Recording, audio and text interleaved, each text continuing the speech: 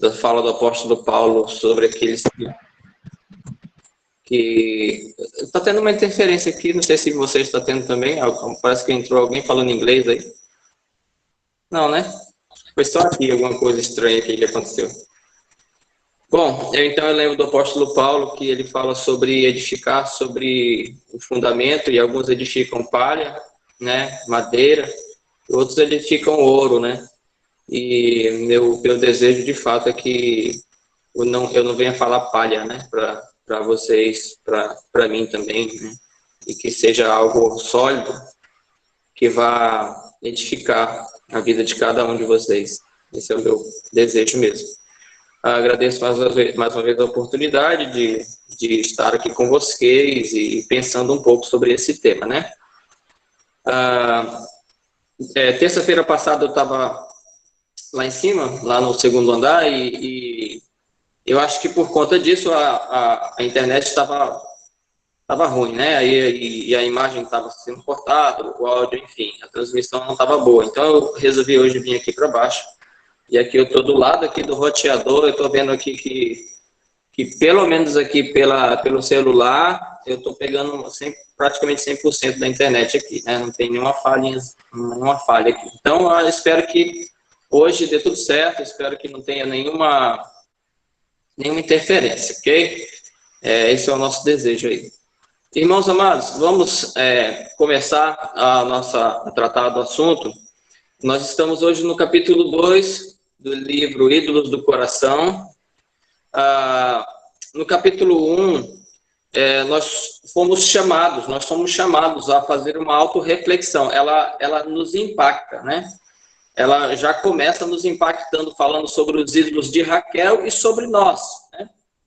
Não sei se você foi surpreendido com a realidade da idolatria em nós, seres humanos, né? Provavelmente você foi um pouco, provavelmente você, no final, pensou assim, poxa, eu não sabia que a idolatria era uma coisa tão presente na nossa existência pós-queda, né? Achava que idolatria era uma coisa esparsa ali, mas idolatria é uma coisa que está sempre acontecendo e nós estamos sempre lutando contra ela, né? É uma coisa que nós estamos sempre lutando, né? Porque a idolatria de Raquel, ela não mudou, ela não cessou, ela só tem uma roupagem diferente para o nosso momento moderno, né? Ela só tem uma roupagem diferente, uma roupagem moderna, uma roupagem mais escondida, mais disfarçada, camuflada, mas ela ainda está lá, né? Mas não é só o assunto não é só pessimismo, né? Então nós vamos ver o outro lado da problemática, o outro lado da questão. E o segundo capítulo ele começa exatamente a nos encorajar para o alvo. O segundo capítulo ela começa a nos encorajar a deixar a idolatria, né? Sempre naquela dinâmica do despojar e revestir, né? Então ele apresenta o lado negativo e apresenta o lado positivo. Ele apresenta a idolatria e apresenta agora o ideal de uma adoração por inteiro. Esse é o título do capítulo 2, adoração por inteiro, né? Então percebe, é sempre nessa dinâmica do despojar-se e revestir-se. Despojar-se de um coração idólatra e revestir-se de uma adoração por inteiro, adoração de Cristo, revestir-se, portanto, de Cristo. A gente pode chamar isso de um círculo virtuoso, é o que as pessoas têm usado muito essa frase, né? Esse termo. Antes se falava do ciclo vicioso, que é aquele ciclo que vai te afundando cada vez mais, mas o ciclo de despojar-se e revestir-se é um ciclo virtuoso, é o ciclo que nós estamos sempre fazendo, sempre nos despojando, sempre nos revestindo de Cristo. É um ciclo que nós estamos sempre fazendo para nos aproximar, estar mais próximos em comunhão com o Senhor, né? Mas eu quero, antes de fato, iniciar o capítulo 2, finalizar o capítulo 1, né? Lembra que eu falei que eu ia deixar um pouquinho do capítulo 1 para esse momento de hoje, né? Bom, finalizando o capítulo 1, nós podemos voltar a refletir em Raquel, ver que Raquel nos faz pensar sobre o lembrete das maldições garantidas, né? O caso de Raquel nos faz perceber que a idolatria não nos faz simplesmente voltar a seta para um ponto neutro ou uma segunda opção de alegria e de felicidade. O caso de Raquel nos faz perceber que que a idolatria do nosso coração nos faz reposicionar a direção da seta da maldição para outra coisa. Então, a seta da maldição está apontada ou está sendo direcionada para a desobediência à vontade de Deus. A seta está para lá.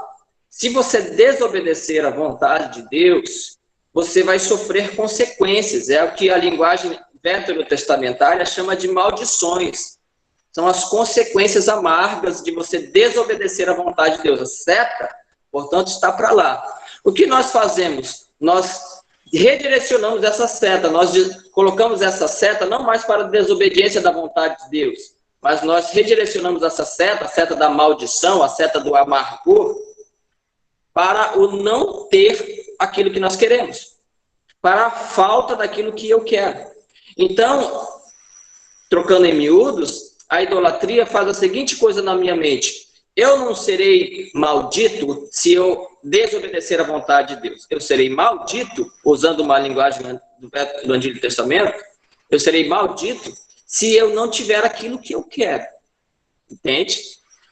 Então é uma questão de convicção, é uma questão de juízo de valor.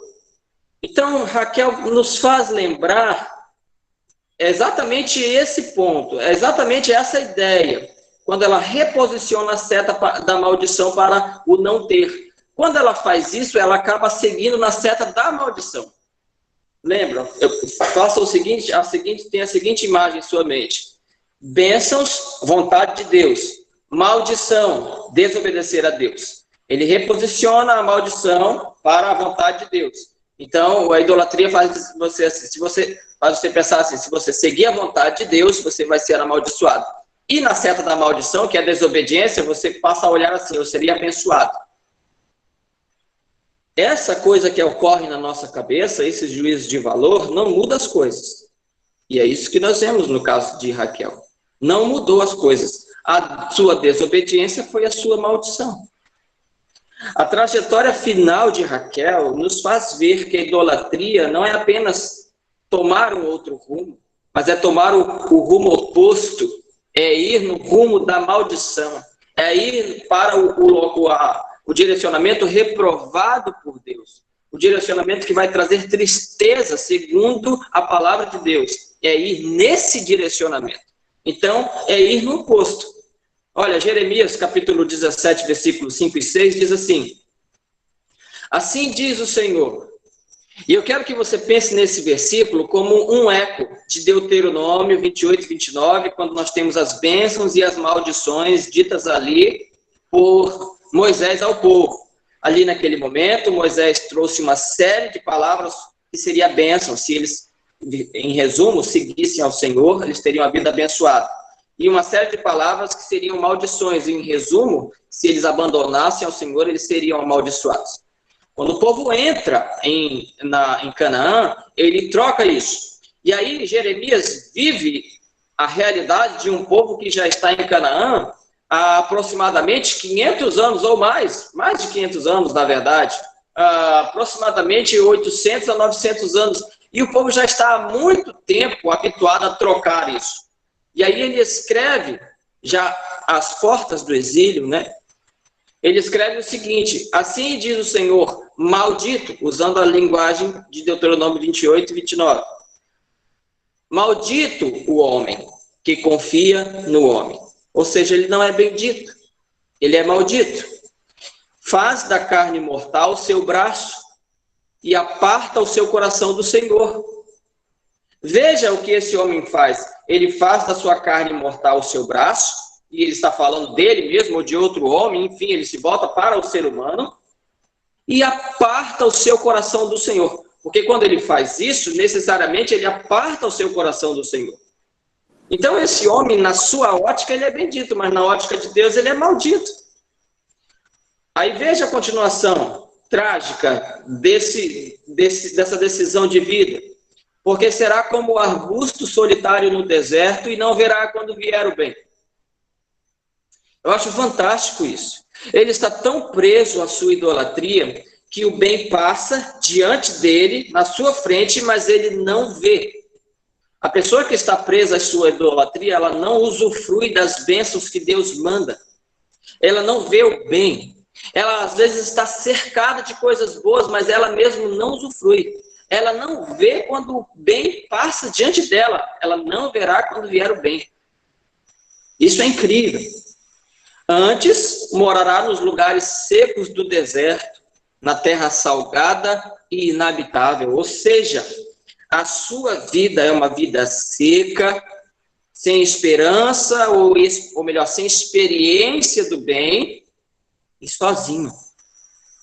Mesmo que ao seu entorno esteja tudo belo, mesmo que ao seu redor as pessoas estejam usufruindo do bem, o idólatra vive assim, nos lugares secos do deserto. Essa é uma linguagem, não que ele vai literalmente para o deserto, mas a sua vida vai ser no deserto. Na terra salgada, a terra salgada, ela lembra que não há vida, né? A gente lembrar do Mar Morto, não tem vida. A terra salgada lembra isso, onde lá sal, nesse sentido não tem vida, inabitável, né? Então essa é a vida daquele que confia no homem. Uma coisa interessante nesse versículo também, de Jeremias 17, 5 a 6, por exemplo, no versículo 5, especificamente, nós temos 2 vezes a palavra homem, maldito o homem que confia no homem, né? E no português é uma palavra só, homem e homem. No hebraico são 2 palavras diferentes. A primeira palavra é Geber, a primeira palavra para homem é Geber, e a segunda palavra para homem é Adam. A primeira palavra enfatiza o homem como um homem forte, o homem valente. Resumindo, o homem em seu orgulho, o homem em sua presunção. E a segunda palavra para homem enfatiza o homem na sua humanidade. Ele é filho de Adão, por isso ele é o Adão, né? Então, o que Jeremias traz com o uso dessas 2 palavras para homem, porque as 2 palavras significam homem, só que cada uma tem uma ênfase diferente em relação à realidade humana. A primeira palavra significa o homem forte, a segunda palavra significa o homem humano, por assim dizer. Então, o que ele está querendo dizer é que quando o homem se acha forte, o homem que se vê forte, o homem que se vê autônomo, o homem que não precisa de Deus, ele acaba por confiar no homem que é humano só. Ele, de fato, não é Deus, ele é filho de Adão, ele é pó. E quando ele faz isso, faz da carne mortal o seu braço, aparta o seu coração do Senhor, ele será como um arbusto solitário no deserto. Entende, queridos? Sempre é uma questão de confiar a minha vida a mim mesmo. Sempre é uma questão de confiar o que é a alegria de acordo com os meus pressupostos, de acordo com os meus achismos, de acordo com as minhas conclusões, ou de acordo com Deus. Sempre é essa questão. E Deus está falando assim, se você for para o seu caminho, você não vai por um segundo caminho, uma segunda opção, uma opção que talvez te dê um pouco de alegria. Você está indo para o caminho oposto. Você é maldito quando você confia em si mesmo, quando você confia no homem, quando você confia na humanidade. Você acaba apartando o seu coração de mim e indo morar em lugares desertos, áridos, secos, sem vida. Isso é muito interessante porque eu sei que nós, muitas vezes, quando escolhemos fazer a nossa vontade e desprezamos a vontade de Deus, nós temos na nossa mente que nós estamos indo por um caminho, sabemos que não é o excelente, mas ele é um pouco bom. Ele é um pouco bom porque ele supre as minhas expectativas do que eu acho que é bom. E aí nós não percebemos que pelo fato de nós estarmos rejeitando o Senhor, nós estamos rejeitando a vida nessa escolha. Nós estamos rejeitando o caminho perfeito, o caminho da felicidade. Nós estamos rejeitando, né? Então, a idolatria é sempre uma escolha moral em direção oposta a Deus, né? Sempre uma escolha moral em direção oposta a Deus. Raquel escolheu a sua idolatria, ela escolheu o caminho deserto, ela escolheu confiar em si mesma. No fundo, Raquel confiou em si mesma. Confiou na sua estratégia. Ela teve uma estratégia, roubar os ídolos do seu pai, porque ela queria filhos. porque ela queria, ao final de contas, não ser preterida. Então, ela teve uma estratégia, ela confiou em si mesma e ela acabou frustrada, né? Quantas vezes, irmãos, nós temos experimentado de uma vida seca e solitária porque simplesmente estamos reposicionando a seta da felicidade que Deus deixou no caminho para nós, para outro lugar. Simplesmente nós estamos reposicionando aquilo que Deus falou que era bom, nós colocamos como mal, e aquilo que Deus falou que era mal, nós colocamos como bom. Quantas vezes? Esse é sempre o cerne da questão, né? Meu querido, não se iluda, você sempre está seguindo setas, ou as setas de Deus, ou as suas. Pense um pouco sobre isso. Do acordar até o anoitecer, você está seguindo direcionamentos. Use o recurso do arrependimento quando você pegar e seguir pela seta errada e volte. Enterre os seus ídolos. Hoje é dia de reforma. 20 anos depois de sair da sua casa, Jacó finalmente entendeu isso. Ele entendeu que não podia viver com um coração idólatra e usufruir das bênçãos de Deus. Em Gênesis 28, quando Jacó sai da sua parentela, ele tem um encontro com Deus, ele para em um determinado lugar, faz de uma pedra o seu travesseiro, e lá ele sonha. Nesse sonho, ele vê uma escada, anjos subindo e descendo, e ele tem um encontro com Deus. Deus aparece ali e fala com ele. Deus faz uma aliança com ele, e ele também diz assim: olha, Senhor, então se o Senhor for comigo, de tudo eu vou te dar o meu dízimo. Eu não sei qual a real intenção do coração de Jacó. Eu não sei se era uma intenção pura ou se ele estava com uma intenção mercenária ali, de que o Senhor me dá e eu vou te dar de volta, alguma coisa nesse sentido. Eu não sei. Mas o fato é que Jacó tem um contato com Deus e aparentemente firma um compromisso com Deus ali. Mas o fato é que ele vai para a casa de Labão. E Jacó vai viver a regra de Labão. Jacó vai continuar sendo o que ele é. É muito interessante lá em Gênesis 29, 14, que Labão diz assim, ó: de fato, és meu osso e minha carne. Porque isso é um eco do que é dito por Adão a Eva. Quando Eva é criada, Adão diz assim: tu és osso dos meus ossos e carne da minha carne. Ou seja, tu é igual a mim. Quando essa frase aparece de novo, e ela só vai aparecer de novo aqui na boca de Labão para Jacó, isso nos faz lembrar, isso nos atiça a mente a lembrar de que Jacó e Labão eram iguais.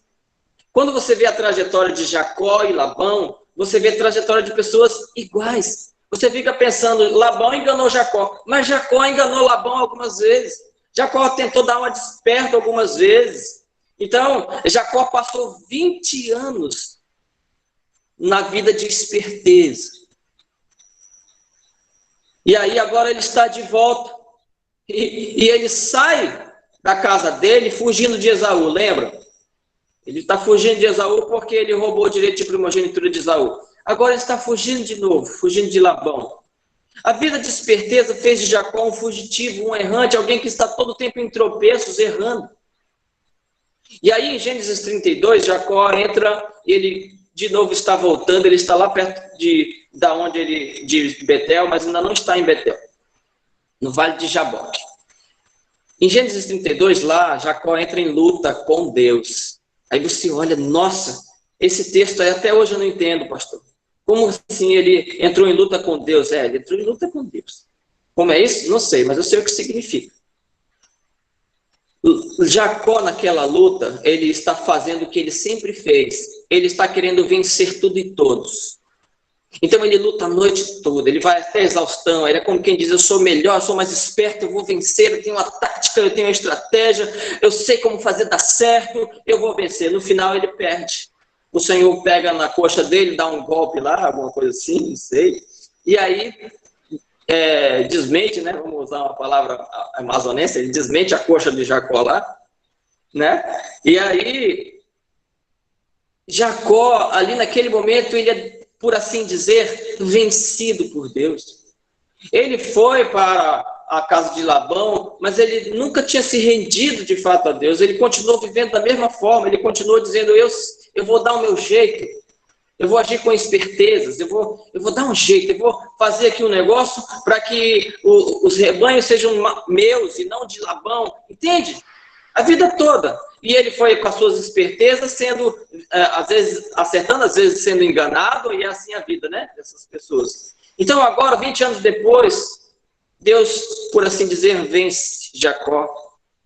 E Jacó entendeu ali que ele não podia mais viver daquela forma, em esperteza.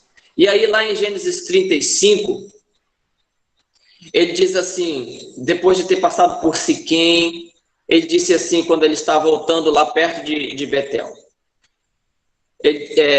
Disse Deus a Jacó, Deus fala de novo com Jacó, levanta-te, sobe a Betel e habita ali.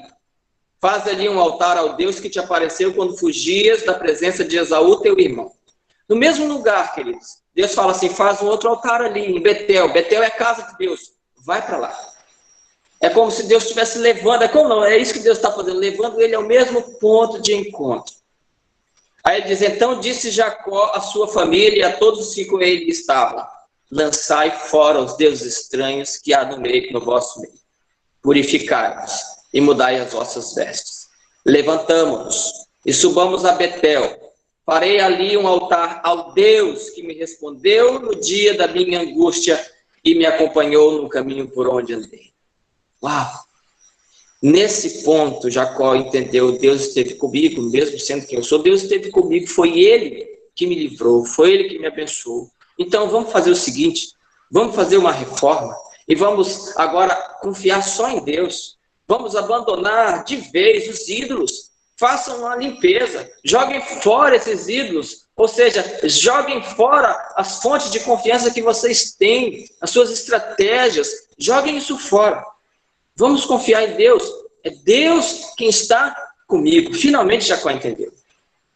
Aliás, em Gênesis 32 e Gênesis 35, já depois de Jacó estar voltando, é nesse ponto que Deus muda o nome de Jacó. É nesse ponto que Deus chama Jacó e diz, já não será chamado Jacó, mas o teu nome será Israel.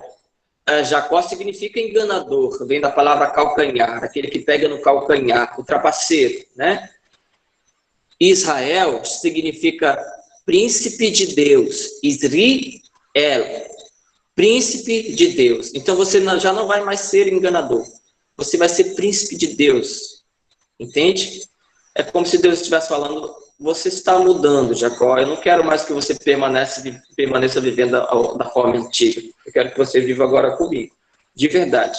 Mas para isso, Jacó precisou fazer uma limpa, ele precisou fazer uma faxina, ele precisou dizer para os seus, vamos confiar apenas em Deus. Irmãos, quantos ídolos nós muitas vezes colecionamos na estante do nosso coração? É um ídolo para isso, um ídolo para aquilo. Confiamos em Deus para alguns assuntos, mas para outros assuntos nós confiamos nesse, confiamos naquele, confiamos naquele outro, e aí sofremos tanto, né? Porque às vezes o nosso ídolo não dá o que a gente quer. Ele não dá o que a gente quer. Talvez Raquel tenha enterrado os seus ídolos ali. Não sei. Mas o fato é que nesse ponto Jacó entendeu. Quantos de nós temos lutado com Deus e resistido até o fim? Resistindo à sua soberania sobre nossas vidas. Nós lutamos até a exaustão. Mas nós não precisamos lutar até a exaustão. Porque no final, Deus vai fazer a que a gente se renda aos seus pés. Né? Escolha a vida à maneira de Deus e não mais à maneira do seu coração. Bom, vamos entrar agora no capítulo 2, adoração por inteiro. O capítulo 2 começa com o exemplo de Maria e Marta em Lucas 10. Essa é uma história que você provavelmente conhece bem, né? Maria escolheu a boa parte e Marta escolheu a pior parte, portanto, né, por eliminação. Né? Não que Marta estivesse essencialmente fazendo algo errado, mas a escolha de Marta não foi sábia, a de Maria foi, né? Então Maria escolheu a boa parte. E o que significa isso? O que significa dizer que Maria escolheu a boa parte? Bom, olhando para a história, isso significa dizer que Maria reconheceu no Senhor a fonte de algo que só Ele podia dar, que é vida. Entende? Ela estava diante da fonte da vida. Ela sabia que as palavras do Senhor não eram meras palavras. Ela sabia que cada palavra que fluía da boca do Senhor tinha um impacto profundo em sua alma. E ela não queria perder aquilo por nada. Entende? É importante fazer as coisas do lar, é importante, é lógico, né? Faz parte da nossa existência. Mas o que é mais importante? As coisas dessa existência aqui ou da eternidade? O que é mais apreciável? Esse é o ponto. O que eu desejo mais? A grande questão ali é questão de desejar. O que eu desejo mais? Provavelmente o que Maria desejava era não ser envergonhada por ter uma casa não em perfeitas condições, não tão limpa, ou não ter a sua reputação ferida por, de repente, fazer o almoço fora de hora, alguma coisa assim. Pode ser que Maria tivesse com algumas questões idólatras em seu coração. Ou melhor, Marta. Mas qual é o ponto de Maria? Maria entendeu que nada disso tinha mais importância do que ouvir o que o Senhor falaria a ela. Entende? Então, é uma questão de valorização. A adoração por inteiro tem a ver com isso. Quando nós estamos falando de adoração por inteiro, nós não estamos falando de ativismo. Não é disso que nós estamos falando. Nós não estamos falando de fazer coisas, simplesmente isso. Nós estamos falando de coração. Quando nós falamos de adoração por inteiro, nós estamos falando do tamanho da importância que o Senhor Jesus tem para nós. No nosso dia a dia, na nossa vida, na nossa existência. O tamanho da importância que Jesus tem para nós. Por entender isso, por ter essa noção, por ter essa valoração do Senhor em nossas vidas, aí eu vou buscar mais a Ele. Claro que antes disso vem a graça de Deus sobre mim. Eu não estou colocando aqui algo que traga honra para qualquer um de nós. A graça de Deus está atuando sempre. Ela é pressuposto, né? Mas por eu ter essa valoração a Deus, eu vou orar, eu vou ler a Bíblia, eu vou analisar o meu caminho, eu vou analisar a minha decisão, eu vou ponderar. Enfim, toda a minha existência vai ser impactada por causa dessa valoração. Lembra do que Jesus fala em Mateus capítulo 13, quando ele fala que o reino de Deus é como um negociante de pérolas, e ele achou uma pérola de grande valor, e aí ele vai e vende tudo o que tem e compra essa pérola. Analisando a vida de Maria e Marta, Maria tem essa disposição de entregar, de vender, se desfazer tudo o que tem para ter aquela pérola de grande valor. É a mesma disposição de Maria, a outra Maria, quando estava aos pés. Aliás, não é outra Maria, não. Eu creio que é essa Maria mesmo, a irmã de Marta. Vocês podem me corrigir se eu estiver errado depois, né? Mas lembra que ela quebrou o vaso de alabastro lá e derramou aquele perfume. Aquilo era toda a riqueza que ela tinha. Ela derramou aos pés de Cristo. É esse tipo de entendimento, de valoração. Né? Note que o que faz a pérola ser de grande valor para esse negociante é a disposição que ele tem de vender tudo. Inclusive as outras pérolas. Então ele era um negociante. Ele negociava, ele estava provavelmente não, a ideia é que ele tinha algumas pérolas e negociava pérolas com pérolas. Eu tenho uma aqui, ó. Eu tenho essa daqui. Então vamos negociar essa aqui, como quem troca figurinhas. Mas a ideia é de que quando ele chega diante de uma pérola de grande valor, ele se desfaz todas as outras, de todas as outras, para ficar com essa pérola.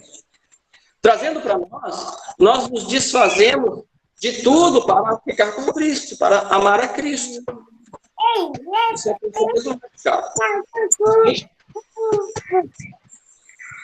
é basta até participar aí.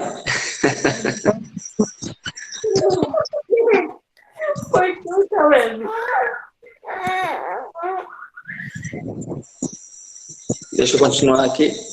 Então, foi isso que aconteceu. Muitas vezes, Cristo não está sendo a pérola de grande valor, porque temos outras pérolas em nossa coleção.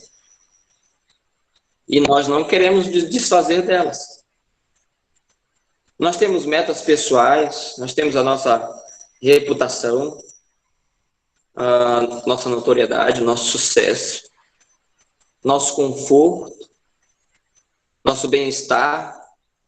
Muitas dessas coisas podem estar nos impedindo de ter uma inteireza de coração com o nosso Deus. Por quê? Porque essas coisas são colocadas como metas prioritárias em nossas vidas. Não é errado querer ter bem-estar, é errado colocar isso como meta prioritária. Eu faço tudo para ter isso. Então, todas as minhas energias, as minhas forças, a minha inteligência, as minhas estratégias é para ter um bem-estar físico, para ter um bem-estar emocional, e aí até a gente chama de bem-estar espiritual, mas na verdade a gente confunde. A gente está querendo dizer um bem-estar psicológico.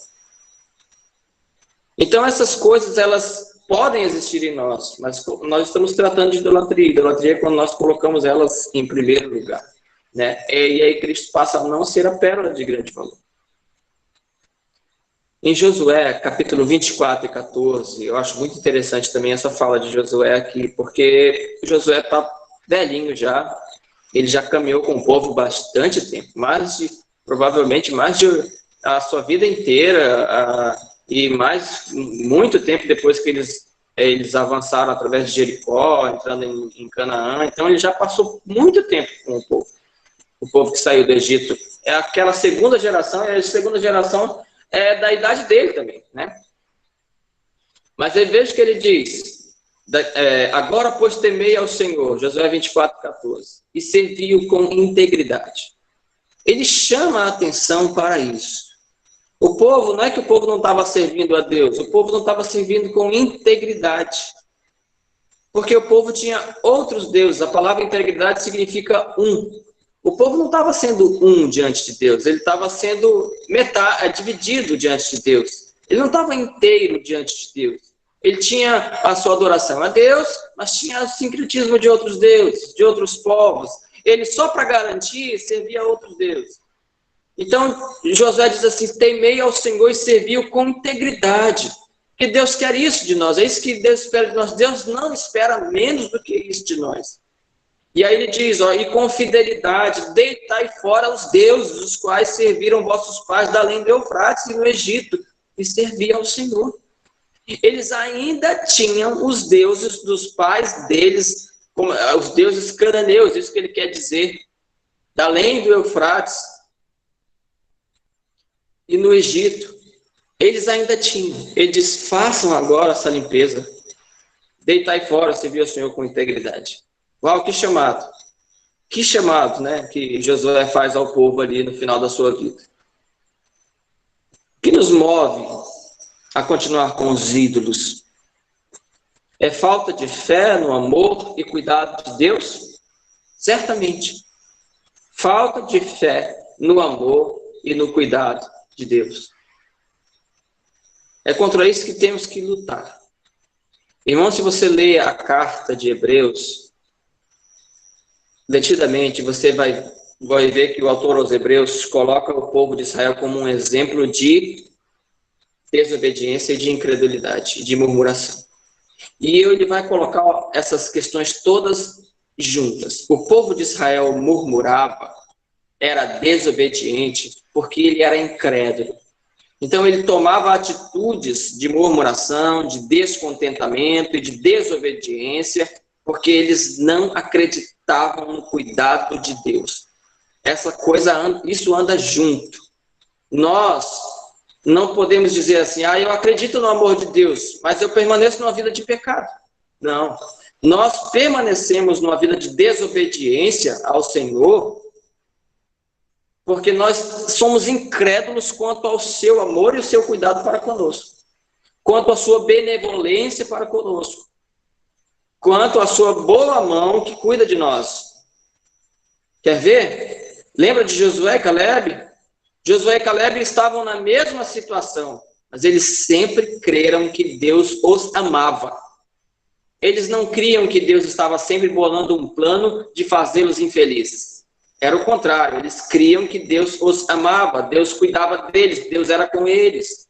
Deus os tinha tirado do Egito para os amar, não para os maltratar. O povo restante acreditava que Deus tinha tirado eles do Egito para os maltratar.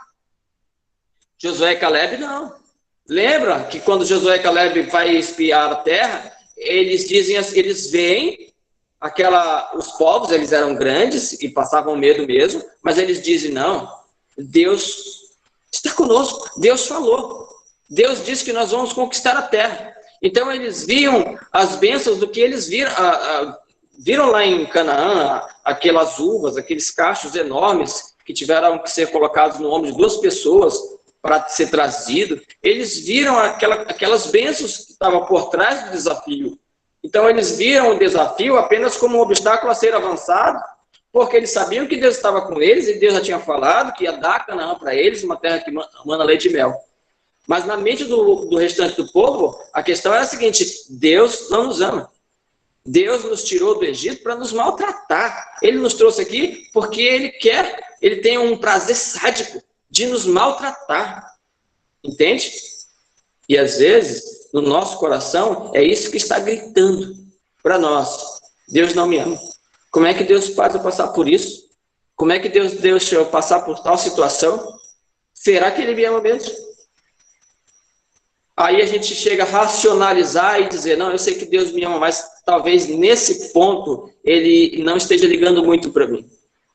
Talvez nesse ponto aqui, Ele queira que ele esteja, sei lá, cuidando de outras coisas, e Ele quer simplesmente que eu faça o que eu achar melhor.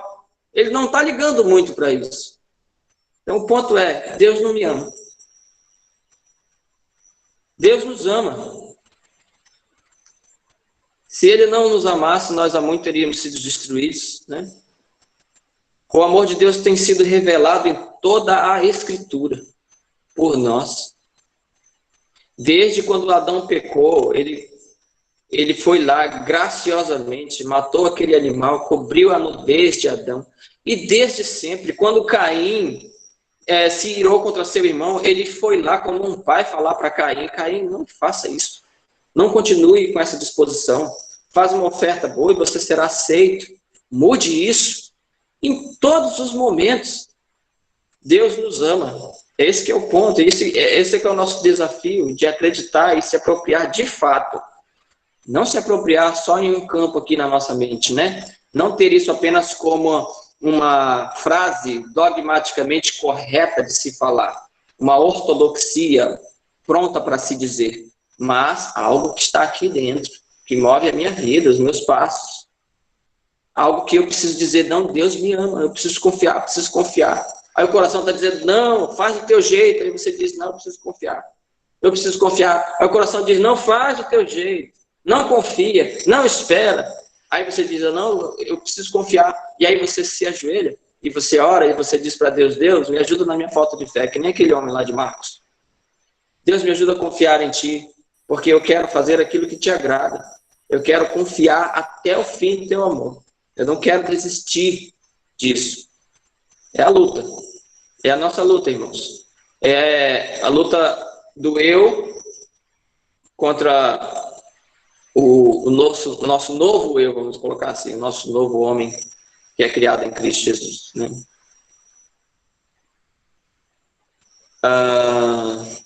Deus, portanto, para fechar aqui o exemplo do Egito, não é um carrasco querendo que você faça cada vez mais tijolos para ele. Esse é Faraó. Deus te livra disso e te dá dele mesmo a você. Foi isso que ocorreu no Êxodo. Quando o povo saiu, Deus deu dele mesmo ao povo. Deus apareceu lá, ele é o Todo-Poderoso, ele é aquele que é a chama, aquele poder que ninguém pode chegar nem perto do monte, que treme o monte, ele está lá, e aí esse Deus, ele passa para a arca, de uma maneira que ele está dizendo, eu quero caminhar com vocês, quero ter comunhão com vocês, e aí ele vai caminhar com o povo. Todo o sistema sacrificial do Antigo Testamento, que está em Números, Levítico, Êxodo também, todo o sistema sacrificial ali é simplesmente para nos passar a seguinte mensagem: Deus santo e puro quer caminhar conosco, quer que nos dar a alegria de que ele caminhe conosco através daquele sistema sacrificial. Então foi isso que Deus deu vida, Deus dava um maná, Deus estava com ele durante o dia, Deus estava com ele durante a noite. Deus não é o faraó que quer fustigá-los, quer cada vez mais produção, quer cada vez mais tijolos, não. Mas na mente deles eles mudaram isso, né? Deus queria andar com eles, né? Bom, um bom exemplo disso é Enoque. Enoque entendeu isso. Enoque, capítulo 5, versículos 23 e 24, diz assim: todos os dias de Enoque foram 365 anos, andou Enoque com Deus e já não era porque Deus tomou para si. Então Enoque foi alguém que compreendeu que a maior bênção da existência nossa é andar com Deus. E aí Deus tomou ele para si, né? Eu acho isso fantástico, porque Enoque brilha em meio a pessoas que viveram 900 e quase 1000 anos, né? 800, via de regra 900. Quem morria com menos de 900, você morria novo, né? E ele é levado com 365 anos. Qual é a ideia aqui? É que ele estava na melhor parte. Ele foi morar com o Senhor. Ele foi morar com Deus, né? O exemplo oposto disso é o do sacerdote Eli, o sacerdote que, apesar de estar próximo às coisas do Senhor, não conheceu o amor de Deus. Por quê? Porque próximo se manteve longe. Como que ele se manteve longe? Porque sempre priorizou a si mesmo enquanto exercia o seu cargo santo. Ele fez isso sendo conivente com as atitudes ímpias dos seus filhos como sacerdotes. Sempre priorizou a si mesmo. Pense agora em outro pai, outro exemplo, Abraão. Abraão foi chamado para sacrificar seu filho Isaque. E eu não quero falar muito sobre isso, você conhece a história. Abraão foi sacrificar o filho da promessa. E mesmo tendo a certeza, porque é isso que Hebreus diz, de que Deus ia ressuscitá-lo dos mortos, tinha poder para isso, Abraão não tinha garantia disso. Ele creu nisso, mas ele não tinha as garantias nesse sentido disso, né? E mesmo que ele tivesse essa garantia, eu quero que você pense comigo, não seria fácil matar o seu filho. Não seria fácil apunhalar o seu filho. Não seria fácil pegar uma faca e colocar no peito do seu filho. Mas Abraão creu em Deus. Ele foi absolutamente crente no Senhor. Então esse é o outro exemplo. É o exemplo de alguém que não prioriza a si mesmo, mas alguém que confia 100% a sua vida nas mãos do Senhor. Esse é o nosso desafio, o nosso alvo. A adoração por inteiro requer de nossa parte um constante autoexame. Deus é o amado de minha alma? Se ele não é o amado de minha alma, quem está sendo o amado de minha alma? O amado de minha alma está sendo eu mesmo, meus filhos, meu cônjuge, meu pai, minha namorada. Quem está sendo amado de minha alma? O que está sendo amado da minha alma? O salmista diz no Salmo 63:1, ó Deus, tu és o meu Deus forte. Eu te busco ansiosamente. A minha alma tem sede de ti. Meu corpo te almeja como terra árida, exausta, sem água. Eu fico, às vezes, pensando nesse versículo. A busca do salmista não é uma busca mecânica. A busca do salmista não é uma busca impassível, uma busca fria, né? Ele não está simplesmente ali porque ele precisa estar ali. Mas ele derrama o seu coração. Ele diz assim, meu corpo te almeja como uma terra árida, exausta, sem água. Você já pensou naquelas terras, no nosso Nordeste brasileiro, aqueles torrões secos, rachados, e você fica pensando assim, como que essa terra precisa de água? Como seria bom uma chuva torrencial aqui, para amolecer esses torrões, para trazer vida, vigor, beleza. E aí o salmista está dizendo, o meu coração está assim sem ti. E eu te busco ansiosamente. Quanto falta isso de nós, né? Quanto nós estamos colocando essa sede em outras coisas. Estamos buscando ansiosamente outras coisas, perdemos o sono. E aí, em relação ao Senhor, fazemos a nossa parte. Nós vamos lá e fazemos a nossa parte. Temos um momento, e depois desse momento, às vezes 10 minutos depois, já nem lembramos do momento que estivemos diante de Deus, em oração, na palavra, porque nós estávamos lá apenas para fazer a nossa parte. E isso é trágico, porque isso vai nos acostumando a uma vida de religiosidade. Jesus é insubstituível, a gente precisa entender isso. Em João 6,68, Pedro disse, Senhor, para quem iremos, tu tens as palavras da vida eterna. Tu tens as palavras da vida eterna. As palavras de Jesus são poderosas. Jesus é poderoso. O grande inimigo da nossa adoração é a nossa confiança nisso, confiança em Deus. Como eu falei, há assuntos que nos parecem ser mais fáceis de se confiar em Deus. Nós chamamos esses assuntos de questões espirituais. Quando falamos de salvação, eu confio em Deus. Quando eu falamos sobre o inferno, eu confio no que Jesus falou. Quando eu falo sobre o céu, eu confio em Deus, eu vou para o céu. Quando falamos sobre perdão, eu confio, Jesus perdoa. Quando falamos sobre expiação, eu confio, são questões espirituais. E aí, quando nós estamos conversando, pensando sobre isso, nós temos certos dogmas, e nós acreditamos. E não é errado. O problema é quando nós dicotomizamos e nós confiamos em Deus em assuntos fáceis de se confiar, são assuntos que nós chamamos de espirituais, e já em outros assuntos parece que é mais difícil da gente confiar, que são os assuntos materiais. Assuntos que na nossa mente, como eu falei agora há pouco, Deus não se importa. E é justamente nesses assuntos que mais deixamos de confiar em Deus e confiamos no nosso bom senso. Casamento, finanças, projetos pessoais.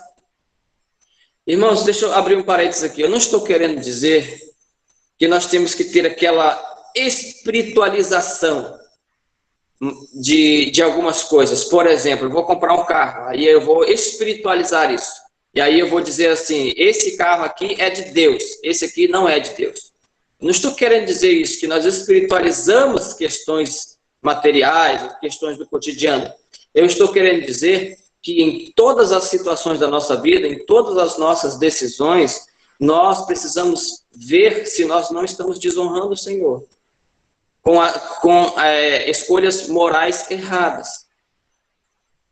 Será que eu estou trabalhando, por exemplo, o ponto não é se eu quero comprar um Gol, eu vou usar o exemplo do meu carro, um Kwid e uma Hilux. São carros bem diferentes aí, né? O ponto não é esse. O ponto é, por que eu quero escolher aquele? Será que ele está sendo um ídolo para mim? Será que eu não estou fazendo uma escolha moral no sentido de adoração a ele? Né? O ponto não é espiritualizar e dizer que um é pecado e o outro não é. Não é isso. O ponto é que em todas as decisões eu posso estar tendo um coração idólatra. Em todas as decisões da minha vida, eu posso estar refletindo uma idolatria. E é nesse ponto que eu preciso parar e pensar. Tudo nesse sentido é espiritual e tudo deve ser redimido pelo Evangelho. Não há divisão em nós, né?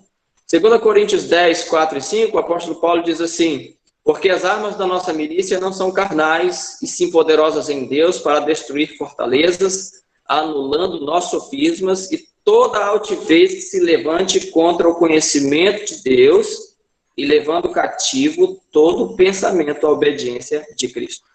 Ou seja, qualquer coisa, qualquer ponderação, qualquer entendimento que faça com que me tire do senhorio de Cristo, eu preciso levar esse pensamento cativo ao conhecimento de Cristo. Eu preciso me colocar como um discípulo de Cristo. Eu preciso pensar como um discípulo de Cristo em cada situação, em cada momento, né? Nossa oração deve ser da seguinte forma: Senhor, eu quero que tudo na minha vida passe por Cristo, para que eu considere no todo da minha vida, né? Para que eu considere no todo da minha vida. Agora, mais uma vez, isso é muito sutil, pode ter um pensamento muito sutil surgindo aí na nossa mente. Quer dizer que tudo é espiritualizado. Quer dizer que eu vou olhar para uma faca e vou dizer assim, essa faca aqui Deus se agrada, essa daqui Deus não se agrada. Não é isso. Não é isso que eu estou falando, espiritualizando as coisas. Você pode comprar qualquer uma das duas. O ponto é, será que eu estou perdendo sono porque eu quero ter essa faca que faz aquele sushi e essa aqui não? E se eu não tiver isso aqui, eu vou ficar muito amuado. Entende? Se eu não tiver isso aqui, eu não serei feliz. Eu não serei feliz. Porque eu sou um profissional, eu faço sushi e eu preciso dessa faca, senão eu não serei feliz. Entende? Esse é o ponto, a questão da idolatria. Então, nesse ponto, tudo deve passar por Cristo. Nesse ponto, eu preciso agir como, será que eu estou amando a Cristo ou já estou desprezando a Cristo? Né? Mesmo que o nosso caminho seja cheio de tropeços, já estou chegando no fim, saiba que o Senhor conhece suas lutas e fraquezas e intercede por você. Ele nos encoraja, Ele está conosco. Hebreus 7:25 diz assim, por isso também pode salvar totalmente os que por ele se chegam a Deus, vivendo sempre para interceder por eles. Então a autora, seguindo a linha de raciocínio dela, ela nos dá o exemplo de Pedro no final do livro, né? Exatamente para mostrar isso. Deus, mais uma vez, ele não é aquele faraó que está exigindo produção de nós. Ele é um Deus amoroso que se oferece a nós. Mas ele sabe das nossas fraquezas e vai conosco mesmo nelas. Ele vai conosco nas nossas fraquezas. Ele é a nossa força. Nós temos fraqueza, ele tem força. E assim que ele vai conosco. E o exemplo de Pedro serve para isso. Quando Pedro estava lá, já querendo desistir, João termina o seu evangelho com esse relato. O relato da busca de Jesus a Pedro. Jesus está lá preparando de jejum para os discípulos, eles estavam pescando, e Jesus está preparando lá uns peixes lá. E aí tem aquele encontro com Pedro, que chama Pedro da parte, diz, Pedro, tu me amas? Senhor, ele pergunta primeiro assim, Pedro, tu me amas mais do que a estes? O teu amor é diferenciado, o teu amor é especial. Pedro diz, Senhor, tu sabes que eu te amo. Jesus pergunta de novo. Ou melhor, Jesus responde, apacenta os meus cordeiros. Depois ele diz, Pedro, tu me amas? Aí Pedro diz, Senhor, tu sabes que eu te amo. Ele responde, pastoreia as minhas ovelhas. Pedro, tu me amas? Pela terceira vez, Pedro se entristeceu e disse assim, Senhor, tu sabes que eu te amo. E aí, tu sabes todas as coisas, tu sabes que eu te amo. E aí ele diz, apacenta os meus cordeiros, né? Apacenta as minhas ovelhas. Aí a ideia aqui, na terceira resposta de Pedro, é que Jesus levou Pedro a refletir sobre o amor dele. E ele levou Pedro a refletir que o amor dele não era tudo aquilo que ele achava que era. E também que não era para ser uma frase pronta, só, Senhor, eu te amo, eu te amo. Então, Pedro leva a refletir sobre a importância da frase de Pedro. Mas, ainda assim, o Senhor reconhece que há amor em Pedro. O Senhor reconhece que Pedro o ama, mesmo que o amor dele é permeado de fraqueza. Então, o Senhor não repreende Pedro por dizer que ele o ama. O Senhor não diz assim, Pedro, tu não me amas coisa nenhuma. Mas o Senhor diz assim, apacenta as minhas ovelhas. Ou seja, o Senhor só fez levar Pedro à reflexão de que o Senhor amou, ele estava sendo trabalhado. E é isso que está acontecendo conosco, irmãos. O nosso amor está sendo trabalhado. Se você olhar para a vida de Pedro, você vai lembrar que Pedro tinha um problema que era o temor às pessoas. E esse temor às pessoas fez com que ele relutasse muito em ir à casa de Cornélio, em Atos 10, porque Pedro era um judeu, mas ele não queria ser visto na casa de um gentio, porque ele disse assim, eles são imundos, e o Senhor apresenta para ele aquele lençol, aqueles animais sobre o lençol, dizendo, Pedro, mata e come. Então Pedro está sempre relutante, ele tem medo das pessoas, ele tem medo dos seus patrícios. E aí, lá em Gálatas, de novo, depois de muito tempo depois, o apóstolo Paulo disse que quando Pedro estava comendo com eles lá em Antioquia, aí chegou os judaizantes da parte de Tiago, e aí Pedro se afastou e depois se apartou, ou seja, ele deu uma afastadinha e depois saiu do ambiente, ele não queria ser visto com os gentios ali. Então ele tinha medo das pessoas. Então o amor de Pedro, ele tinha essas carências. E, queridos, nós não vamos alavancar de uma hora para outra e dizer assim, olha, amanhã eu não vou ter nenhuma idolatria no meu coração. Não é isso que vai acontecer. O que vai acontecer é, cada vez mais, Deus nos dando reconhecimento disso e trabalhando isso conosco, e a sua graça ir nos vencendo. Eu tenho falado para minha esposa que eu acho impressionante como que Deus vai me vencendo, porque eu olho para mim e vejo o quanto eu sou pecador, mas mesmo assim Deus vai me vencendo. Ele vai me vencendo pouco a pouco, para ir me humilhando mesmo. Pouco a pouco, mudando a minha personalidade, pouco a pouco, colocando mais de Cristo. Ele vai me vencendo, porque eu não quero, eu imponho resistência. Eu imponho resistência, mas ele vai me vencendo por sua graça. Ele está conosco, sabe? E foi isso que aconteceu com Pedro. Porque o Senhor falou assim, olha Pedro, agora você faz o que você quer, mas quando você for velho, eles vão te conduzir para um caminho onde você não quer. Só me segue. O Evangelho de João termina de uma maneira fantástica. Porque quando Jesus chamou Pedro, a primeira palavra que ele disse para Pedro foi, segue-me. E aí no final, a palavra que ele disse que Jesus termina falando para Pedro é, segue-me. É como se Jesus estivesse dizendo assim, lembra, só me segue.